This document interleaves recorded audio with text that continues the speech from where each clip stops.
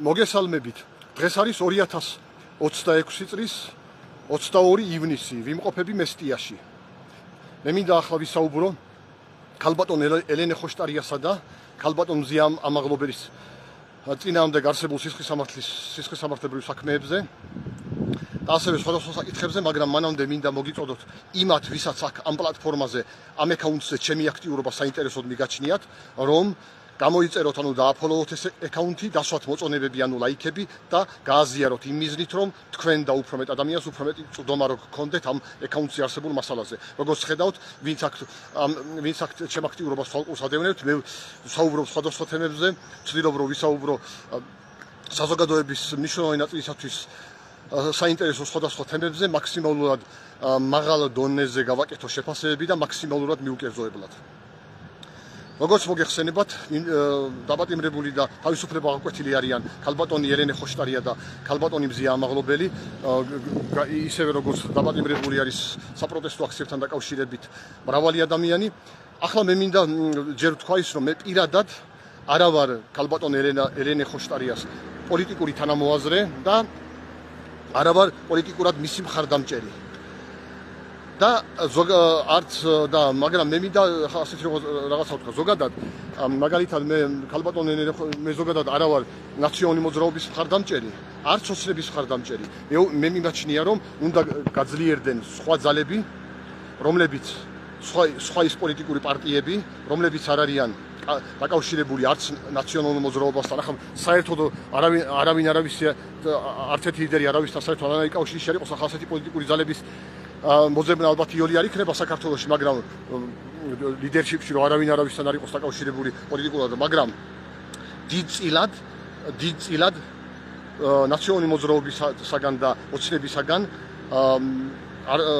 ცალკე მყოფი და მათთან კავშირში არ ყოფი და მათგან დამოუკიდებელი პოლიტიკური პარტიების გაძლიერება მიმაჩნია მე საქართველოში დემოკრატიისა და განვითარებისა და ზოგადად ქვეყნის განვითარებისათვის მნიშვნელოვნად. ეს იქნება მესამე ძალა, მეოთხე ძალა თუ მეხუთე ძალა, მაგრამ გათვალისწინებით იმისა, რომ ვინაიდან საქართველოში არსებობს საპარლამენტო არჩევნებისათვის 5%-იანი ბარიერი, იმდენადაც რო არ დაიყოს ხმები, რომ ბევრმა მათგანმა შემდეგ ვერ შეძლოს 5%-იანი ბარიერის გადალახვა და მოგეხსენებათ ვერ გადალახული პოლიტიკური პარტიებზე რომ უნდა გადანაწილებული იყო, თქვა თუ გადალახავდნენ იმ შემთხვევაში ის მანდატები შემდეგ ნაწილდება 5%-იან ბარიერ გადალახულ პარტიებზე.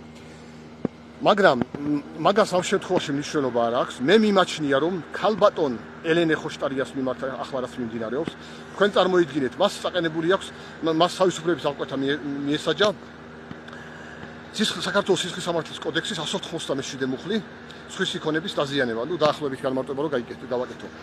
და ლაპარაკი არის ბატონ კახი კალაძის წინასაარჩევნო ბანერის დაჯღაბნაზე, ხო, როგორც მოგეხსენებათ. ახლა თქვენ წარმოიდგინეთ, ახლა რისი თქვა მინდა. საქართველოში იურიდიული იერარქია არის ასე. ყველაზე მაღალად დგას საქართველოს კონსტიტუცია. საქართველოს კონსტიტუციას უნდა შეესაბამებოდეს საქართველოს ყველა სამართლებრივი აქტი. მის შემდეგ უფრო დაბლა მოდის საქართველოს საერთაშორისო ხელშეკრულებები და შეთანხმებები, ხოლო შემდეგ ორგანული კანონები და შემდეგ იერარქია მიდის შესაბამისად.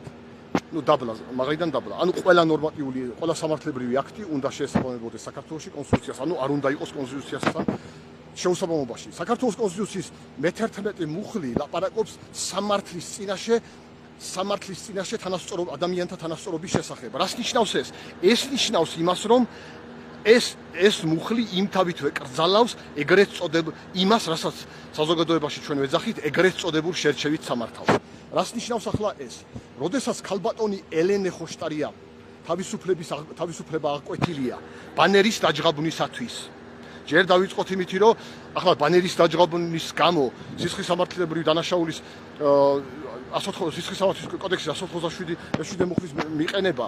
ახლა თქვენ წარმოიდგინეთ, რამდენი რამე არის საქართველოში სხვისი ნივთი დაჯღაბნილი, რამდენი იმ დონეზე რამდენი რაღაცა დაზიანებულა საქართველოში, რამდენი ადამიანისათვის წაუყენებიათ, რამდენი ადამიანისათვის აუკვეთებიათ ბრალი მსგავსი დანაშაულის, მსგავსი ქმედებისათვის. ეს არის ძალიან მნიშვნელოვანი საკითხი.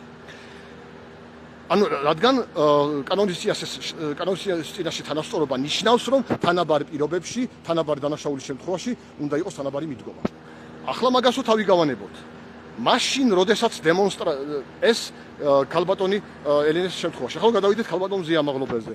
სირის მოგეხსენებათ 353 მუხლი უკანეს საქართველოს სისხლის სამართლის კოდექსის და მოგეხსენებათ გამომდინარე იქნება სირის გაწუნა პოლიციის თანამშრომელზე. აქაც ისე უბრუნდებით საქართველოს კონსტიტუციის მე-11 მუხლზე, სადაც ლაპარაკი არის, რომ სამართლის წინაშე ადამიანები არიან თანასწორი.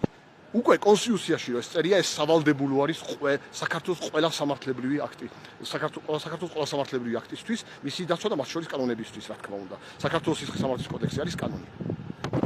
ახლა შეხედეთ, როდესაც ის არის დაპატიმრებული და ამ დროს არ არიან დაპატიმრებული ათეულობით თუ ასეულობით, ძნელია თქმა, ის ადამიანები, რომლებიც თვეების განმავლობაში დემონსტრანტებზე ახორციელებდნენ ძალადობრივ თავდასხმებს და მხოლოდ რამოდენიმე ადამიანი დააპატიმრეს და ისიც წელიწად ნახევარი თუ კაიხლის დაგვიანებით და ამ დროს ქალბატონი მზიამაღლობელი სილის გაწვნის გამო ამდენი ხანი თავისუფლების აღკვეთის ადგილას ყოფნა და ახლა ისე უბრუნდები ქალბატონ ელენე ხოშტარიასთან. ანუ ქალბატონი ელენე ხოშტარიას შემთხვევაშიც და ქალბატონ ზიამაღლობელის შემთხვევაში ყოველივე ზემოხსენებული და გამომდინარე რაც ვილაპარაკე.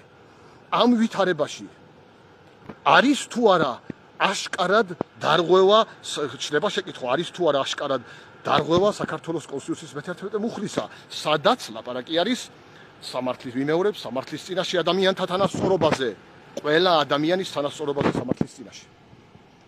მაშინ, როდესაც კვლავ ვიმეორებ, დაჯღაბნის რაც შეეხება დაჯღაბნილი ბევრი რამეა სხვისი ქონება, მაგრამ მე პირადად არ გამიგია ვიღაცის ქონების დაჯღაბნისათვის დაეპატიმრებინოთ და თავისუფლება აღიკვეთოთ ადამიანებისათვის. ხოლო ქალბატონ ზიამაღლობელის შემთხვევაში უკვე ვისაუბრე, მაშინ, როდესაც ის მსჯავრდებულია პოლიციაზე სირის გაწვნისათვის და ამ დროს არ ვიცით, რამდენია ეს დასადგენი ათობით თუ ასობით ადამიანი, რომელიც დემონსტრანტებზე ახდენდნენ ძალადობრივ თავდასხმებს, ამტვრევდნენ, ასახიჩრებდნენ და ასე შემდეგ დემონსტრანტებს. მხოლოდ რამოდენიმე პირია დაპატიმრებული, ისინიც წელიწადი თუ წელიწადნახევრიანი დაგვიანებით და მოგეხსენებათ, რომ არანაირი კონკრეტული რაიმე წინსვლა დანარჩენ ადამიანებთან მიმართებაში ჯერჯერობით მე მგონი არ ჩანს. რა თქმა უნდა, ეს ყველაფერი არის მიუღებელი კანონის წინაშე ვაკონკრეტებ კანონის საქართველოს კონსტიტუციის მე-11 მუხლიდან გამომდინარე სამართლის წინაშე ყველა ადამიანის თანასწორობის პრინციპიდან გამომდინარე და მე მიუმართავ ოცნების ლიდერებს, რომ ეს ამ ყველაფერს ერთობლივად აღებული ქვია სამართლიანობის, სამართლის, ანუ სიმართლის დეფიციტი ქვეყანაში. სიტყვა სამართალი ზოგადად კავშირში არის სინონიმი სიტყვისა სიმართლე. ანუ ხო არის სისხლის სამართალი, ადმინისტრაციული სამართალი, სამოქალაქო სამართალი და ასე და ზოგადად სამართალი. ეს ტერმინი კავშირშია სიტყვა სიმართლესთან, ანუ სინონიმია სიტყვა სიმართლისა, ანუ სიმართლიდან გამომდინარე უნდა იყოს, ხო?